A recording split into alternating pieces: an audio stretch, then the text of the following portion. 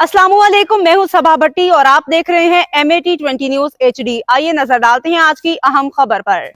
Circle मंडी Bahauddin surveillance team का छापा। गैपको sub division चकमानू के अफसरान बिजली चोरों को पकड़ने की बजाय खुद ही बिजली चोरी में मुलविस निकले।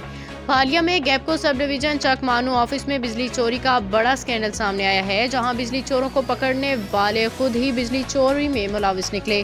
सर्कल मंडी बहाउद्दीन की सर्विलेंस टीम ने एक बड़ी कार्रवाई करते हुए गैपको ऑफिस के अंदर सरकारी मीटर बिजली से मेन साइड से डायरेक्ट हैवी तारे लगा के बिजली चोरी करने का पर्दा चाक कर दिया। गैपको दफ्तर के अंदर से हैवी केबल जमीन में दबा के फरलांग दूर खेतों तक पहुंचाई गई थी। चोरी शुदा बिजली फिश फार्म्स और ज़रूरी ज़मीनों को पानी फराहम करने के लिए ट्यूबवेल मोटर को सप्लाई की जा रही थी, जिसके बायस कौमी ख़जाने को लाखों का नुकसान हो रहा था। इस संगीन मामले पर एक्सियन गैपको भालिया हाफिज अमानत अली ने कहा कि वाक़े की मुकम्मल इंक्वायरी की जाएगी।